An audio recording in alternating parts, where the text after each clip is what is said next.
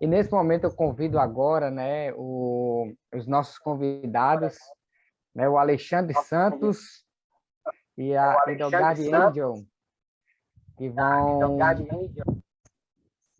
estar aqui abordando a temática,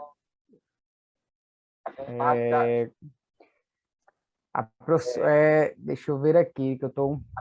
Ah, calma só. Tá aqui, pronto, apareceram aqui, tudo ok, né? Então vai ser agora uma conversa entre a jornalista Edelgard Angel com o escritor Alexandre Santos, que falarão sobre jornalismo e democracia, né? Então, deixo agora com vocês, assumindo aqui essa banca, essa mesa maravilhosa. Um bom diálogo para vocês. Boa tarde. Boa tarde. Bom, inicialmente eu quero acolher com muito carinho e oferecer as boas-vindas da Tribo a Edelgard Angel. Edelgard Angel é um dos ícones do nosso jornalismo e da nossa política. E nós vamos conversar um pouco sobre jornalismo e democracia, que é um tema que vem perturbando algumas cabeças no Brasil, especialmente a partir do ano 2014, que é quando começou a haver um movimento no país, uma cobertura de uma das redes de televisão, das principais de televisão, e que pavimentou o golpe de Estado de 2016, que alguns preferem chamar por outros nomes, mas o fato é que, naquela ocasião, uma presidente legitimamente eleita, ela perdeu o cargo, ela passou por um processo que a levou a um impeachment, e de lá para cá a gente sabe o que aconteceu. Então, eu tenho essa alegria de conversar um pouco com o Edelgard, que vai falar, e eu vou eventualmente, conversar também um pouco com ela. Edelgard, bem-vinda, e estamos aptos para ouvi-la. Boa tarde, Alexandre. Muito obrigada por esse espaço e por seu convite. Alexandre, a TV Globo liderou, mas liderou e lidera a opinião, porque ela tem praticamente a hegemonia da opinião no país, né, dos meios de comunicação, sobretudo televisão, radiodifusão, né? Mas ela não esteve sozinha, tanto que o Paulo Henrique Amorim, que é um jornalista que nos faz muita falta, sobretudo nesse momento em que o Brasil vive, né? Cunhou até uma sigla, o PIG, que significava o Partido da Imprensa Golpista. E essa imprensa corporativa que se uniu pelo golpe, depois se uniu pela Lava Jato, ou seja, foi um conluio da mídia, a nossa mídia mais importante, mais nobre, mais rica para destruir o Brasil. Não só para destruir a nossa democracia, mas para demonizar a política brasileira, para esvaziar as coisas nossas, uma política de privatização de tudo, do ensino público, do SUS, das estatais, e que não atende aos interesses dos brasileiros, e cobrindo esse projeto muito maior, que é o da destruição da democracia brasileira, não é, Alexandre? Então, nós presenciamos, nós vivemos para ver a mídia brasileira importante, prestigiada, reverenciada, se unir para a nossa destruição. E isso é que significou o PIG, que até hoje existe. Muito obrigado. Me parece... Não, eu acho que nós estamos vivendo uma fase assim, muito complicada.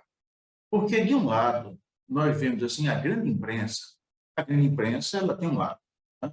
Ela tem a grande imprensa, que é conduzida pelos pastores, e está com o presidente Bolsonaro. A grande mídia, que não é presidida pelos pastores, me parece que não está com Bolsonaro, mas também não está, por exemplo, com o presidente Lula, né? Me parece que ela elegeu aí o ex-juiz Sérgio Moro como candidato preferencial.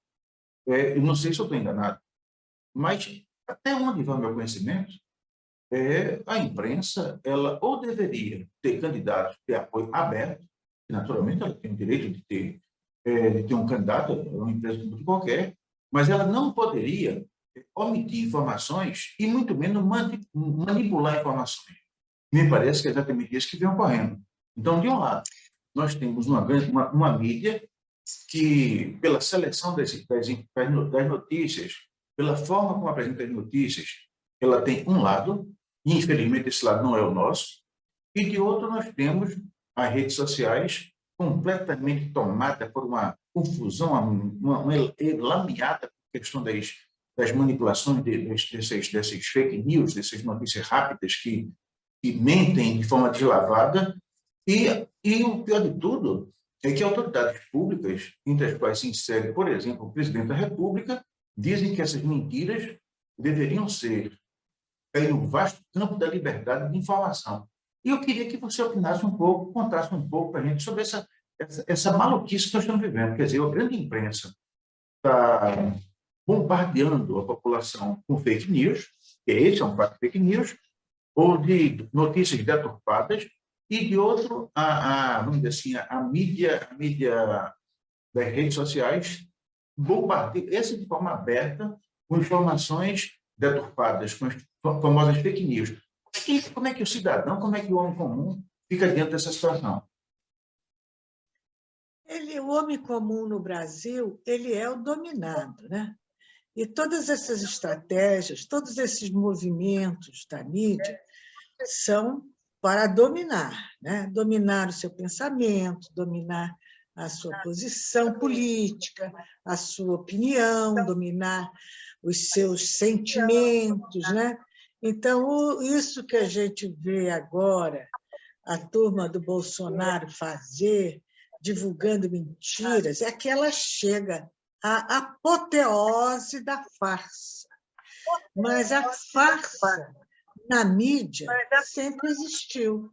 Tanto que você vê um exemplo internacional, o Assange. Por que ele vai ser extraditado para os Estados Unidos? Porque ele denunciou os desvios da política americana, os segredos, o que estava encoberto, o que o povo não pode saber, né? Não é do interesse do poder, nem dos poderosos, nem do grande capital, que o povo tenha acesso a esse tipo de informação. No Brasil, a mesma coisa. Agora, a mídia estar desunida agora, ou seja, haver o grupo evangélico e o grupo que não seguia por orientações religiosas, né? Isso é um segredo, é uma divisão de polichinelo, porque, na verdade, o interesse de todos os grupos é o interesse financeiro, né? Então, acredito que o Grupo Globo, eles estão apoiando essa farsa que vem sido encenada no Brasil, que foi protagonizada pela Lava Jato, né? Para atender aos interesses do mercado do qual ele depende, ou do qual ele faz parte. Não é? E nós estamos nas mãos dessas pessoas mal intencionadas, de toda a mídia mal intencionada. Nós estamos nas mãos. E nós temos que agradecer com todas as inconveniências, por exemplo, dos robôs da internet, nós temos que agradecer que existam hoje as redes sociais, porque, enfim, apareceu uma brecha, um espaço para a manifestação dos que se opõem a isso, e que não havia antes. Por exemplo, na época do Mensalão já havia redes sociais, mas não com a força, nem com a influência que hoje nós vemos, o efeito multiplicador, né? E eu acho que isso, a oposição a este governo, a esse massacre ao país, conta, enfim, com um instrumento de defesa do povo, de defesa dos bens brasileiros, das causas sociais, de defesa de tudo que nós construímos e que está sendo dilapidado, destruído, com uma velocidade impressionante, enquanto o ministro da Saúde adiou para o dia 5 de janeiro a decisão de vacinar as crianças, ou não, vamos começar a pensar nisso a partir do dia 5 de janeiro. Quantas crianças vão morrer nesse tempo? Se morrer uma, ela foi assassinada pelo mundo. Então, é um governo serial killer. O ministro da Saúde é serial killer, o ministro do Meio Ambiente é serial killer da nossa atmosfera, das nossas águas, das nossas terras, das nossas matas. O ministro das Relações Exteriores é serial killer de nossas relações internacionais. É um governo de serial killers, né? É a lógica do bandido. Eu recebi uma nota da Confederação Nacional da Indústria essa semana, e que eu não tenho lido muito jornal, mas pelo menos nas redes sociais eu não vi a repercussão, em que há a denúncia de que foi desativado o sistema que controla toda a tramitação alfandegária, aduaneira, a chegada de produtos, a quantidade, a origem, o conteúdo. E tudo isso agora essas informações não estarão mais disponíveis porque não foi desativado o sistema. Então, a Confederação Nacional da Indústria, que apoiou o golpe, que apoiou este governo, agora ela se ressente porque ela vê que ela apostou no cavalo errado. Não é?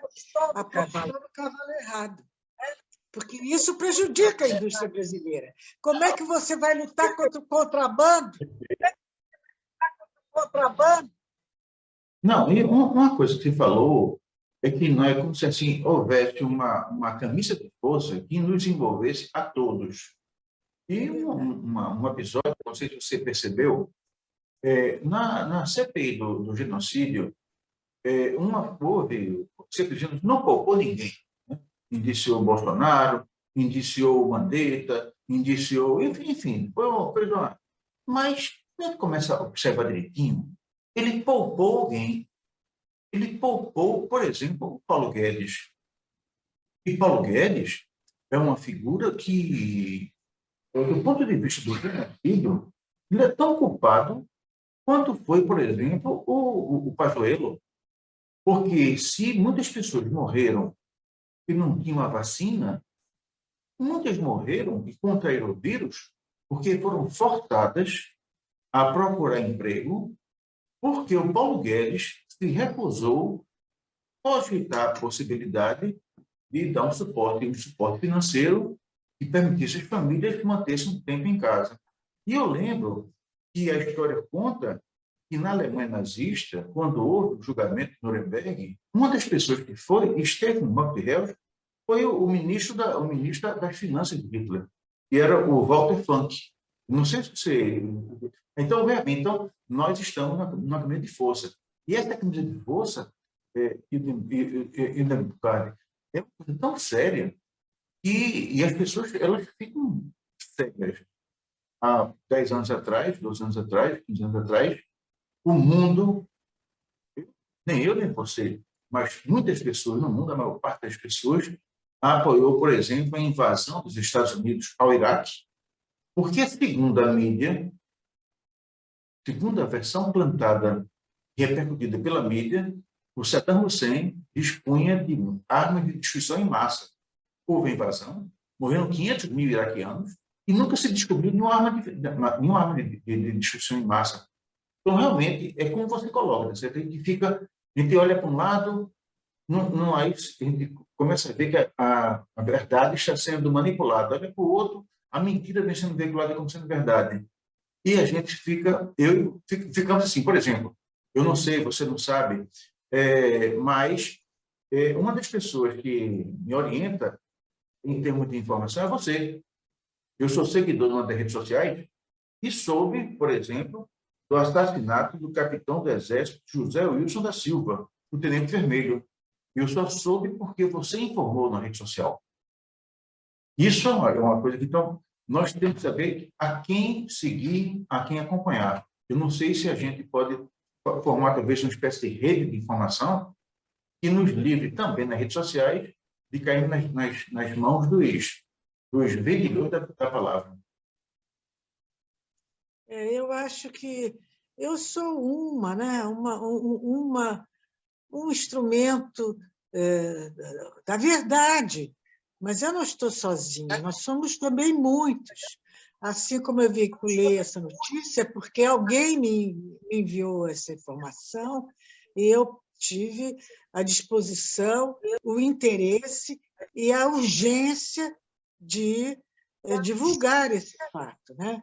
Hoje, nós, na verdade, de certa forma, nós somos uma grande equipe de brasileiros democratas agindo, atuando e se esforçando, se dedicando a fazer uma resistência, a fazer uma oposição ao que ao arbítrio em todas as áreas que nós temos assistido com o fim espúrio de destruir o Brasil para favorecer ou destruir a capacidade produtiva brasileira, destruir os nossos bens, destruir as nossas leis, os nossos códigos, para favorecer o grande capital e desfavorecer o povo totalmente, como é que se diz, abandonado, sem proteção, desprotegido. Então, na verdade, nós somos um grande voluntariado, dedicando nosso tempo, nossa energia, nossas vidas a uma reação. Isso é muito bonito também. A gente está vivendo esse momento, deixando de ver os próprios interesses em prol do bem maior, que é o bem de todos, né? Eu acho que a resistência no Brasil, sim, está fazendo esse trabalho. E a decadência da mídia brasileira é dramática mesmo, Alexandre. E ela vem piorando desde o Mensalão, porque ela foi instrumentalizada por aquele processo, né? Foi instrumentalizada com aquele objetivo, abriram as câmeras e os microfones para as sessões do Supremo Tribunal Federal, e mesmo com a declaração da juíza Rosa Weber de que não havia provas e que ela ia condenar sem provas, as pessoas continuam acreditando naquilo. Entendeu? Porque nesse mundo... Eu conversei com um diretor de marketing de uma grande marca, o Gucci, da marca Gucci, e ele me disse que o novo mundo, o novo consumo não estava preocupado mais com qualidade, estava preocupado com o preço que a marca cobrava. Então, hoje, a população, não é só do Brasil, ela está toda orientada para valorizar o que ela recebe pelo poder sem preço. Então, Esse nosso trabalho de resistência ele tem menor credibilidade, por mais importante que seja o jornalista ou o veículo progressista, porque o inconsciente do espectador, do leitor, ele está preparado, induzido a achar que o bom é o grande, é o poderoso, não é a qualidade. E isso se aplica não só às roupas da Gucci, aos sapatos, às bolsas, se aplica também ao nosso pensamento, à nossa mídia, a qualquer, porque tudo é consumo, né? Então, nós temos que lutar contra o inconsciente coletivo. É uma luta praticamente inglória, mas nós estamos empreendendo. Você está empreendendo essa luta. Uma coisa, Degali, é que você falou de forma indireta. Quando eu era estudante, um termo ficou muito famoso, um termo chamado era lavagem cerebral. Então, toda vez que tinha alguém que estava, vamos dizer assim, fazendo alguma coisa diferente da corrente majoritária, então tinha passado por uma lavagem cerebral. E eu noto que muitos colegas, a maior parte dos meus colegas, passou por essa tal lavagem cerebral. Você tem uma ideia? O canal até agora, ele tem, que esse que está, vamos dizer assim, transmitindo a programação da Flip, ele tem diversos programas. E um dos programas chama-se Alexandre Santos Convida, que realizou um seminário sobre entraves ao crescimento econômico e ao desenvolvimento do país. Esse seminário ele envolveu muita gente importante. Eu me lembro de ter entrevistado, por exemplo, o Francis Bogossian, o Pedro Celestino, o Márcio Girão, o Roberto Amaral, o Armando Monteiro Neto, o Antônio Correia Lacerda, o Marco Robalinho, muita gente importante, pessoas que estavam em diversas posições. E houve uma opinião unânime de que o Brasil, as pessoas talvez não tivessem tocado muito na origem, como nós tocamos, né? Inferior assim, de memória, mas a questão do Brasil estar vivendo uma situação muito difícil, de estar passando por um processo de desnacionalização do patrimônio público, da necessidade dos investimentos públicos para que ele possa ser investimentos estatais, o Estado tem que assumir um pedaço da economia, para que houvesse uma reação econômica e o Brasil pudesse voltar a crescer. Mas, Hildegard, quando eu converso com os meus colegas, eu sou engenheiro civil, é como se eu fosse assim, estivesse falando com a parede. Eles é como se não tivesse. Eu digo, mas rapaz, você está vendo? Não, uma boa parte.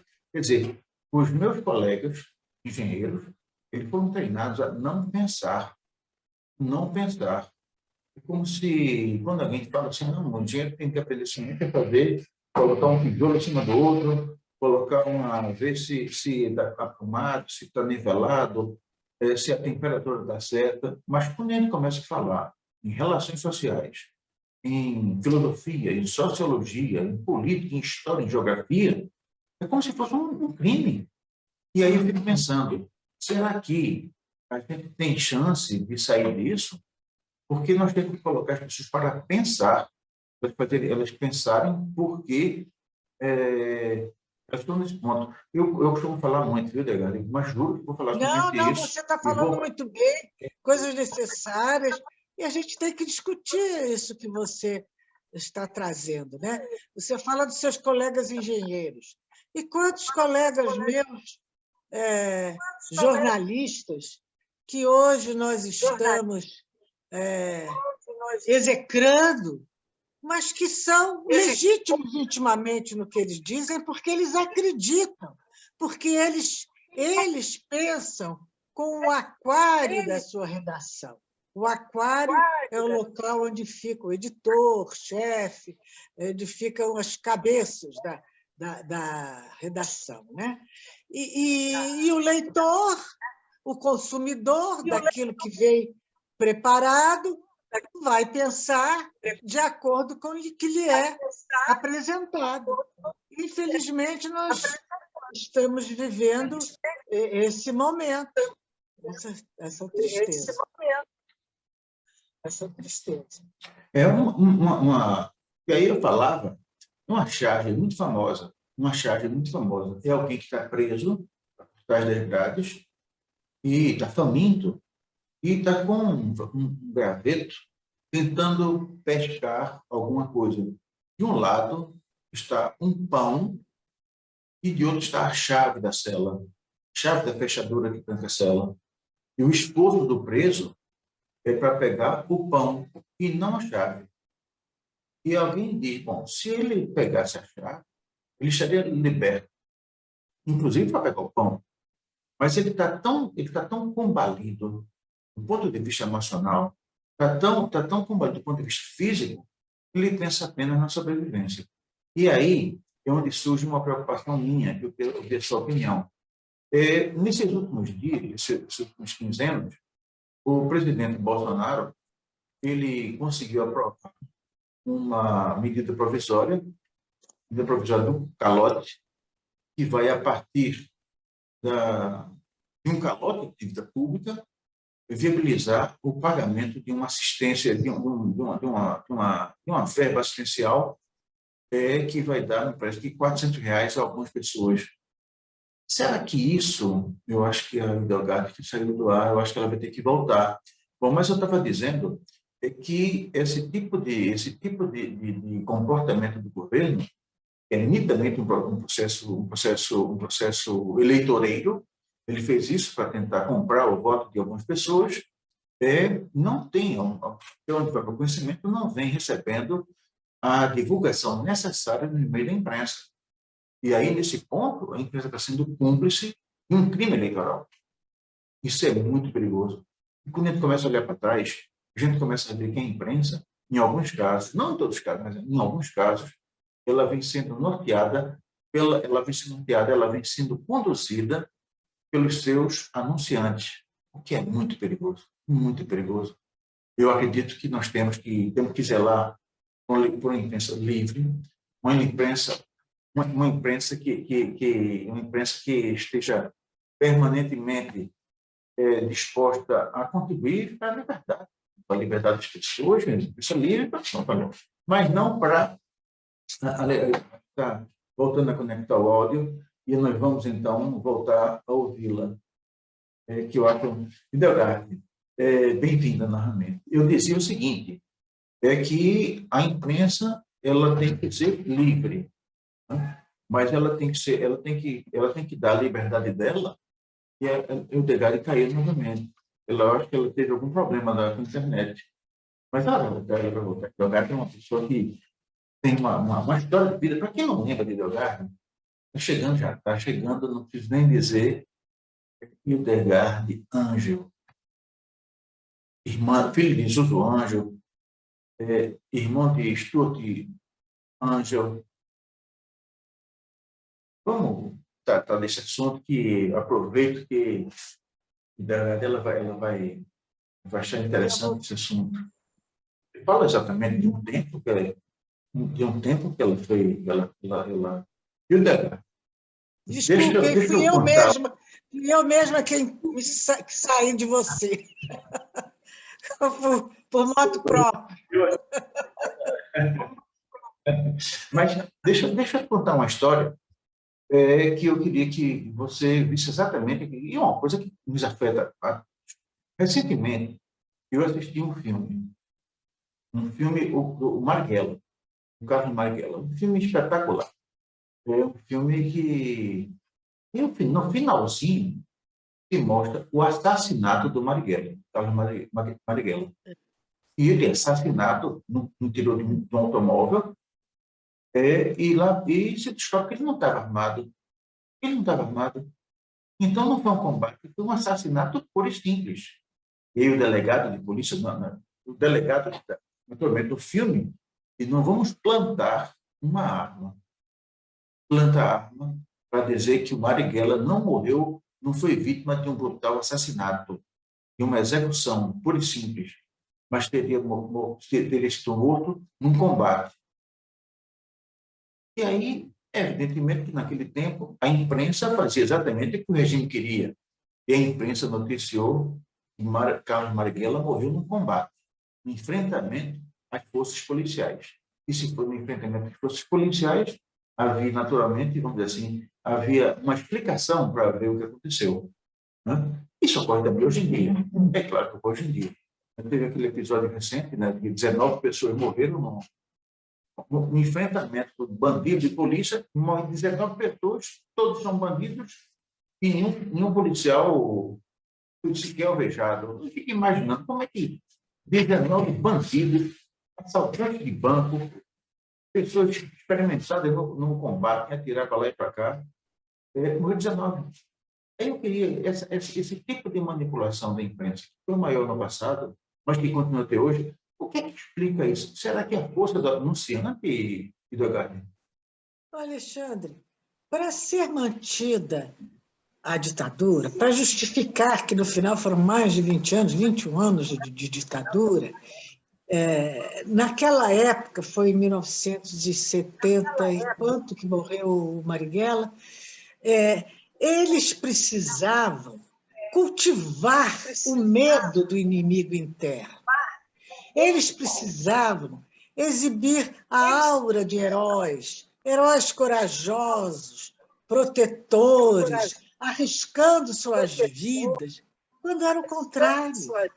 Eles é que estavam armados. Por que houve a luta armada? Porque os jovens foram sendo perseguidos, encurralados, não lhes restou outra alternativa. Eles tiveram, porque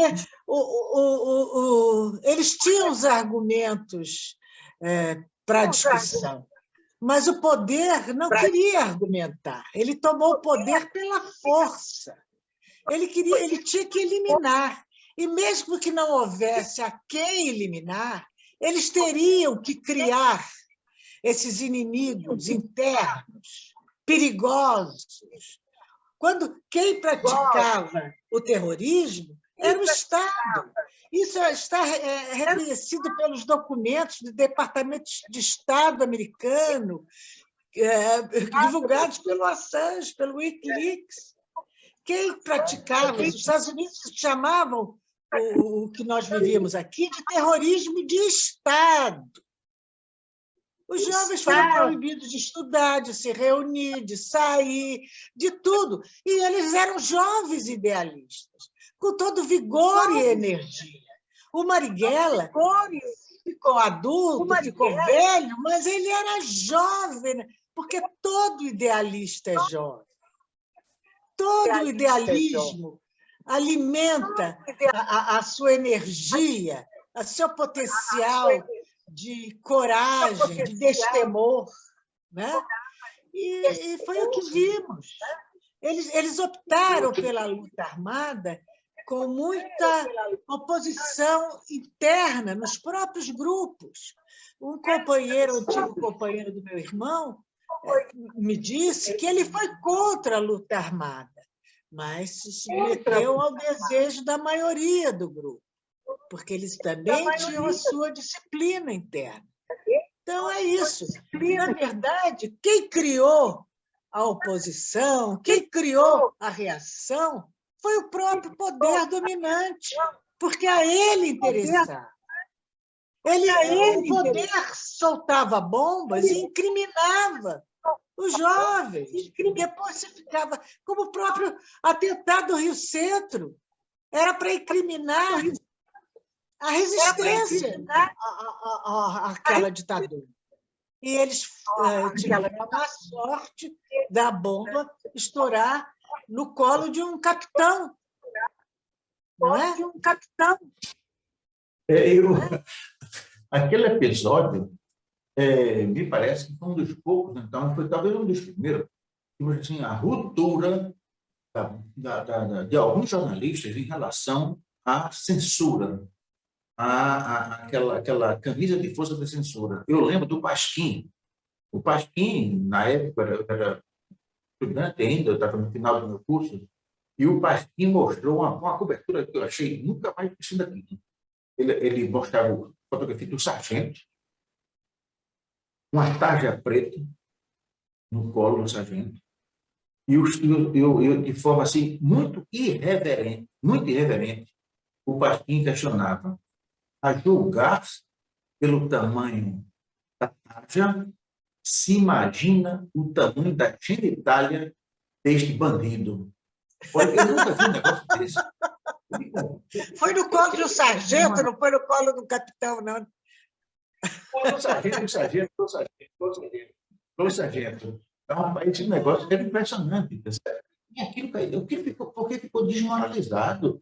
Né? Eles se desmoralizaram, naturalmente, na época, o Geisel tomou algumas providências, eu acho que ele demitiu o general Dinado Melo, e depois ele tinha o Silvio Frota, foi uma confusão, né?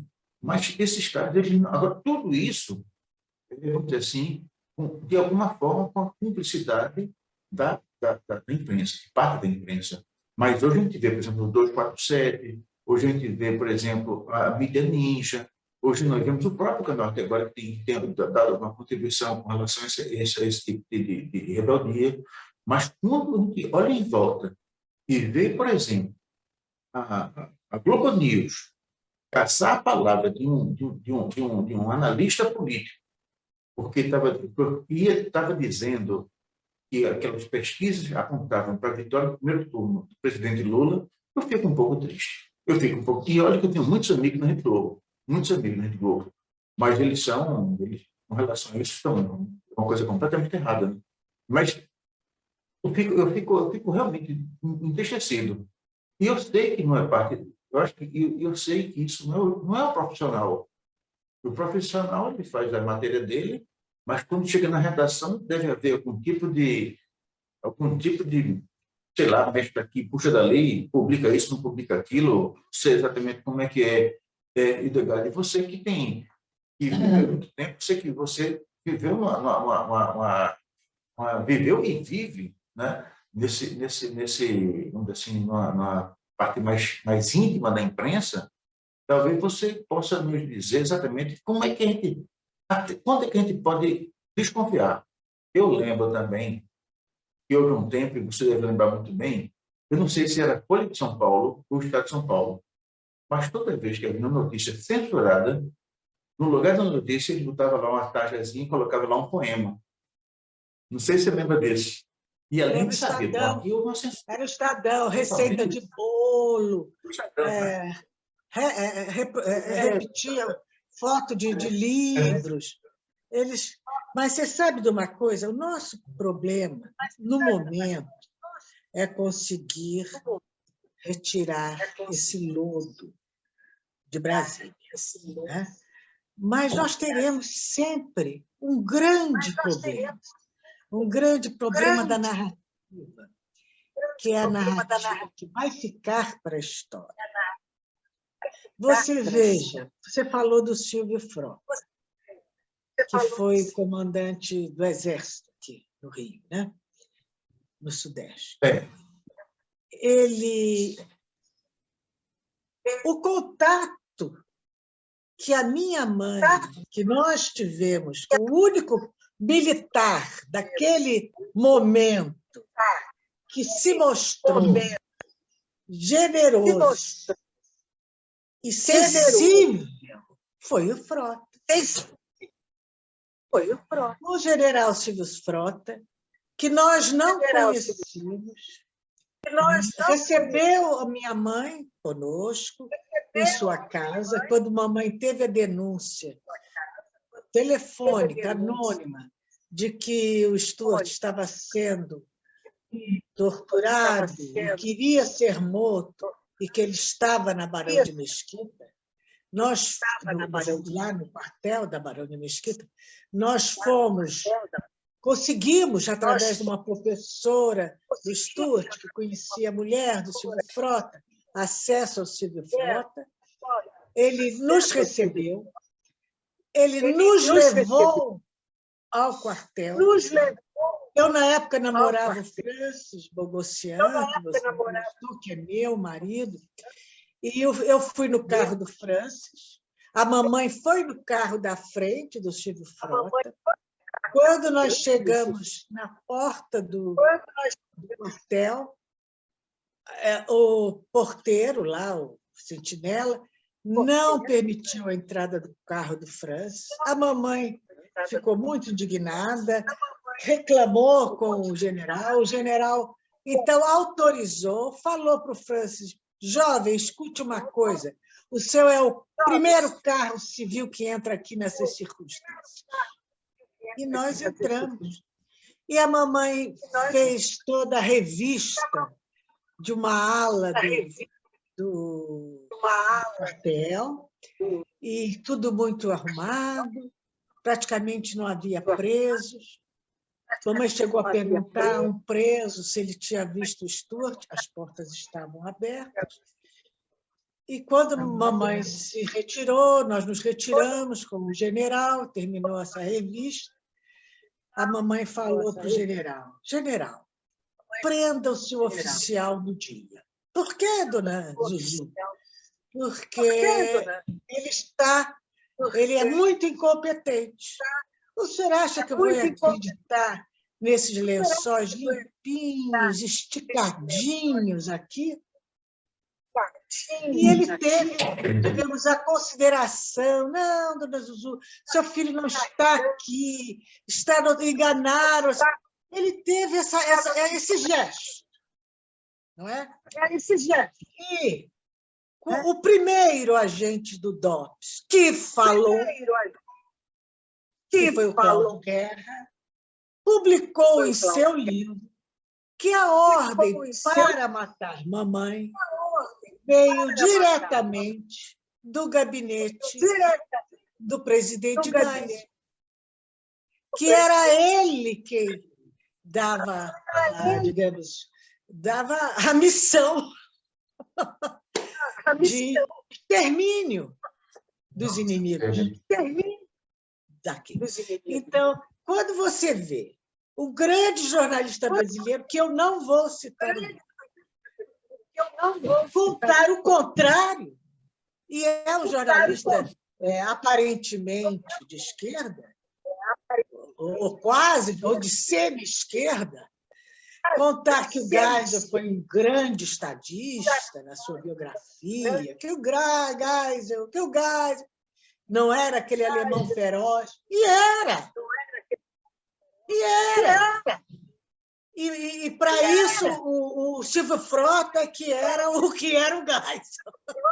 Então, essa história nebulosa das Forças Armadas, eu estou dando um depoimento pessoal. Eu estava lá. Essa história tem que ser contada direito, porque não houve um ditador bonzinho.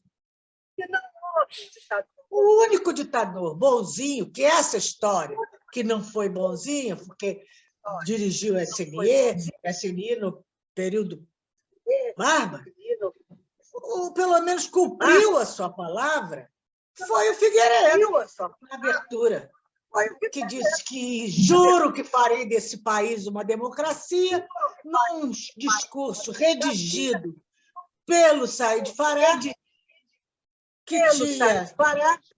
que tinha o Guilherme Figueiredo, que era o grande amigo do Guilherme Figueiredo, irmão que foi colocado pelo Guilherme Figueiredo, que era um intelectual, que era um homem da cultura, que se dava com toda a esquerda e que devia também ter os mesmos sentimentos humanistas, que a direita não tem, né? E que, de certa forma, ele procurou cumprir, apesar de que ali havia dois poderes, três. Havia o poder do Figueiredo, havia o poder do Gomeri e havia o poder do Otávio Medu. Um grupo puxando para que nesse cabo de força, para que a ditadura se perpetuasse, porque eles já deviam ter até tudo resolvido quem seria o outro ditador, e o outro grupo conduzido pelo Figueiredo, querendo cumprir, porque ele era um homem autoritário, que deu a sua palavra, cumprir o que era o combinado. Então, era uma guerra interna a que nós temos que ter acesso, temos que investigar direito, temos que ter acesso a esses documentos para contar a história direito, e não as versões convenientes para um escritor que teve acesso ao ditador, ou outro que não sei o quê, que também teve, ou até para mim. Temos que ter esse acesso. Pois é. O general Otávio Medeiros me parece que foi chefe da SNI do general João Batista Figueiredo, né? E ser do SNI naquela época me parece que é uma espécie assim de empurrão inicial com a carreira para política, ser né? o presidente, porque o Figueiredo, por sua vez, já tinha sido também chefe da SNI, né? Então, você sabe, exatamente. Quer dizer, é um quadro de muitas cores, né? É um quadro de muitos tons, e que a gente tem que se aprofundar nesse quadro. Porque com a internet, a história ficou muito prejudicada, jogada de lado. A velocidade das informações, esse tempo novo que existe, esmaga, torna, não há tempo mental para absorver o presente, dada a quantidade de informações que são impostas às nossas mentes, né? Então, o passado, a história, eles vão sendo minimizados. Até porque isso satisfaz ao projeto de tornar as pessoas rasas mentalmente, não reflexivas. Então, esse projeto, dessa velocidade, tem que haver as pessoas que lutem e que se empenhem na transparência da história através da pesquisa da verdade. Porque senão nós seremos sempre reféns de grupos, como este grupo agora, que está no poder, que quer nos impor a nova versão de que a ditadura foi uma democracia e de que a resistência é que pretendia uma ditadura. Não é, Alexandre? Pois é, e aí... Eu não sei se a imprensa tem... Eu não sei, Alexandre, se a mídia, se a imprensa tem esse olhar. Eles não têm. Pois é.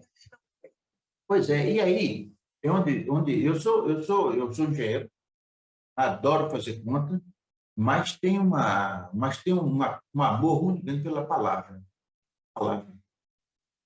E quando a gente começa a ver assim, a profissão exercida pelos jornalistas, pelos publicitários e pelos escritores, nós vemos que a palavra ela muda um pouco de feição em cada um desses grupos.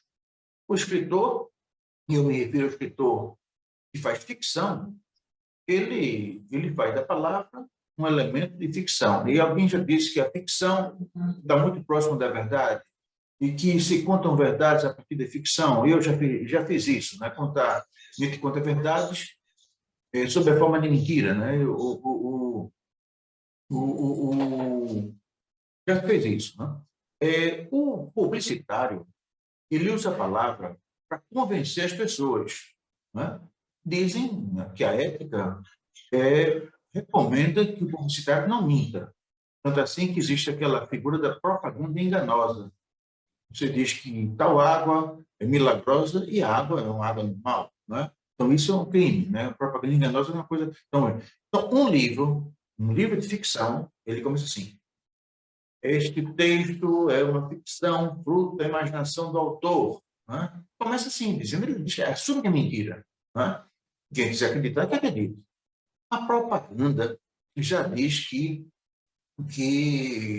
ela vai destacar o lado bom dos produtos, faz parte do marketing, mas não deve mentir, porque a mentira na propaganda é propaganda enganosa, que é uma coisa que fere a ética dos publicitários. E no jornalismo, se imagina que o jornalista fique atento, fique preso à verdade.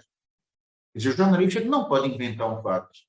O jornalista não pode dourar uma pílula. O jornalista deve ser ter os fatos. Né? Então, ele pode escolher o fato. Tem um acidente de trem, um acidente de avião. Ele só pode escolher um dos dois, certo? Enfim, ele vai lá e faz o que ele quiser. Mas aí, juntando com essas três coisas, emerge aquilo que você falou com muita propriedade, que é a questão da história. É a história. Então, quando o escritor, quando o publicitário e quando um jornalista aborda a história, aí falam, e falam muito bem, que a história é contada pelo vencedor. Então, se o vencedor impõe a sua narrativa, ele perturba o historiador, ele perturba o jornalista, o publicitário, até mesmo o ficcionista. E aí, para eu poder contextualizar melhor a minha proposição, eu vou um pouquinho mais para trás para o filme de guerra.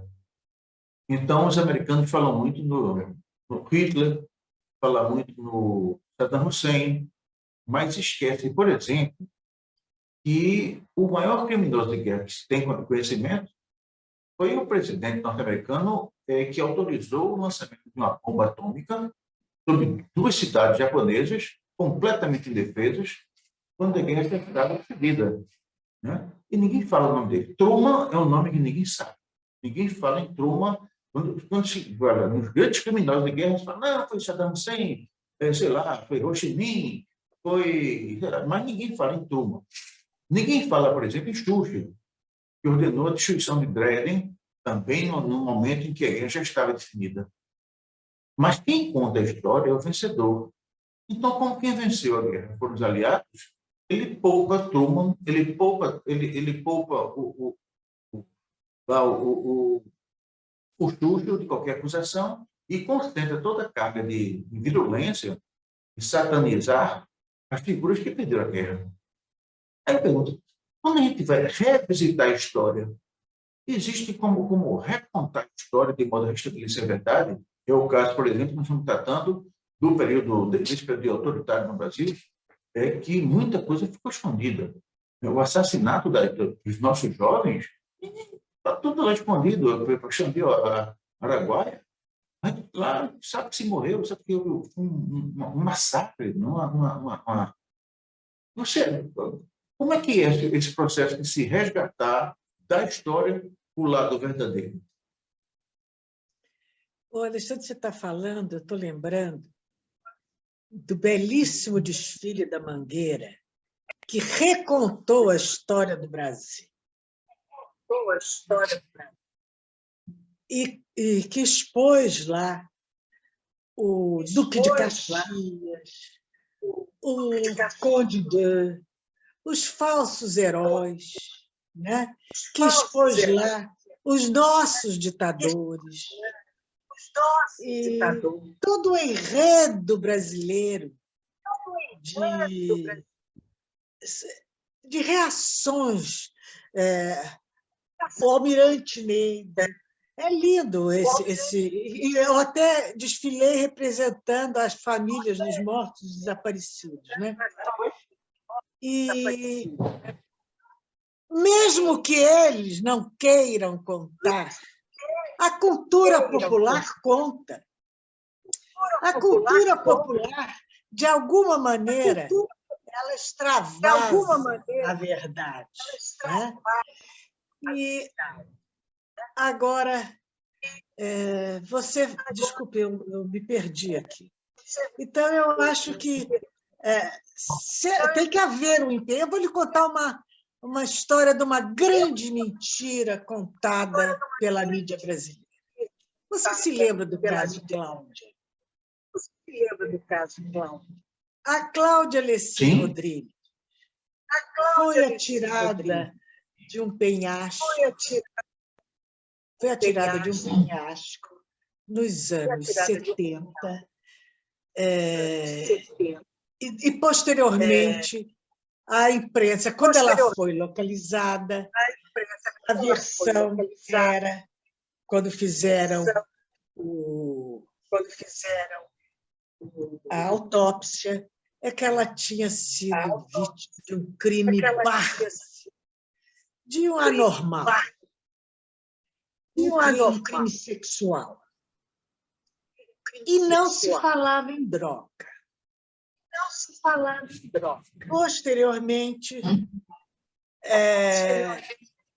havia uma casinha de operários, e um operário, por uma fresta na madeira, viu e anotou a placa do carro, uma Brasília, que tinha jogado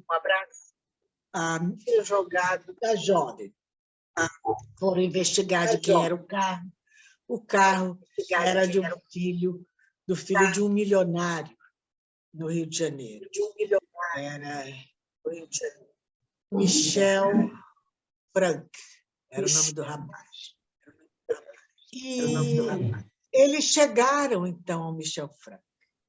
Quando eles chegaram ao Michel Frank, foi um impacto, porque era um jovem que era o grande partido da colônia judaica, era um rapaz com um grande empreendedor, tinha inventado uma imobiliária para estrangeiros, o que não havia antes no Rio de Janeiro, que só atendia estrangeiros, e com muito sucesso. Agora quem sumiu foi você, viu, Alexandre? Você também, até tu. E aí, o que aconteceu? O pai do Michel Frank correu, que era o dono dos relógios, Mondane, correu para fazer um novo atestado de óbito, fazer uma nova análise do caso. A verdade era a seguinte: a menina morreu de uma overdose na casa do Michel Frank, ou na casa de alguém. E o Michel Frank e o cabeleireiro Jorge Cour resolveram jogar o corpo pelo penhasco, porque pensando que ela não seria encontrada. E se ela fosse encontrada e houvesse rastros de droga, a polícia chegaria a eles. Então, eles corromperam o legista e conseguiram aquele óbito falso de um crime sexual. Esses bastidores eu só soube depois. Eu estava na pizzaria Bela Blue quando o cabeleireiro Jorge Cour chegou e contou ali numa mesa, e nós vimos que ele estava numa festa onde a menina tinha engolido a língua.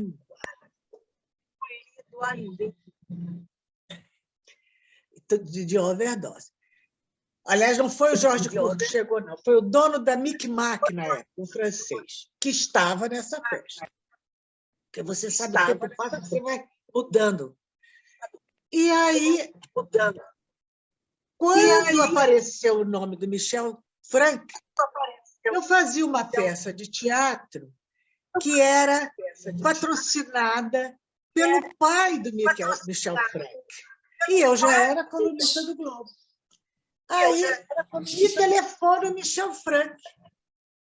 Eu achei tão interessante, porque ele começou a falar coisas que eu não entendia direito. Não, porque como eu não transitava nesse mundo da droga, eu não conhecia o idioma da droga. Então, tocando miúdos, ele queria me oferecer droga em troca de eu atuar por ele no Globo. Mas eu não entendi o que ele falou. Depois, e nem poderia entender. E se entendesse, eu não ia querer, porque ele estava falando com a pessoa errada. Né? Depois é que eu fui descobrir o que ele tinha falado. E aí ligou-me o pai dele, dizendo, pelo amor de Deus, temos que fazer um novo... Eu preciso ser recebido pelo editor do Globo, porque essa autópsia está errada. Vamos trazer o maior da Suíça, o maior legista. O Globo já não o quis atender mais. Por que o Globo não o quis atender mais? O Globo já sabia a verdade, mas ele tinha vendido tanto jornal e mobilizado tanta gente e tantas emoções que nem ele, nem nenhum jornal quis, que não era mais conveniente uma outra versão, porque a imprensa ficaria descredibilizada. Tal escândalo que foi feito. Anos depois, eu fui jantar com o Francis na casa de um amigo, e estava o juiz do caso. E o juiz, então, nos contou essa história inteira, que foi o desembargador, que foi isso, que foi aquilo outro, mas que nem o próprio judiciário podia voltar atrás, porque tinha que se basear naquele autópsia. E eles trouxeram o legista estrangeiro, mas não valia para a Justiça do Brasil. O que valia era aquela autópsia. E a história. E o menino foi embora para a Suíça, fugiu, porque eles eram muito ricos. Acabou sendo preso lá, porque começou a traficar droga, porque não havia colocação profissional. Quer dizer, uma mentira, ela pode se voltar contra a própria pessoa e pode desvirtuar a verdade. E, no final, todos acabam sendo cúmplices de uma mentira, até sem querer, para preservar a sua credibilidade. É uma história confusa, né, Alexandre? Uma história confusa, né? Essa é uma história impressionante, e retrata, de alguma forma, os caminhos que a informação pode passar. Não é? Bom, o próprio Moro agora pode ser isso também.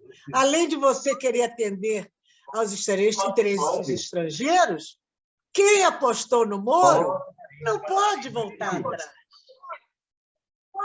De jeito nenhum. Eu com a permissão dos nossos... Eu vou dizer o seguinte, que eu chamo o Moro de marreco. Né? Eu não sei se eu estou com razão, mas é um marreco, e um marreco é juiz ladrão, segundo algumas vozes. Mas, eu quero, em nome da Flepo, em nome do canal aqui agora, agradecer muito a sua participação nesse nosso encontro. Eu acredito que a sua participação no nosso encontro, essa discussão de um tema tão importante que é democracia e jornalismo, qualifica bastante o nosso encontro. Muito obrigado, mas muito obrigado mesmo. E, por favor, transmita ao meu queridíssimo Francis o meu abraço saudoso, e um beijo a você, tá certo? E até a próxima. Duas palavras despedidas aí. Um beijo para você, e Francis sempre fala com melhores palavras a seu respeito. Até logo. Muito obrigado. Até logo. Tchau, tchau.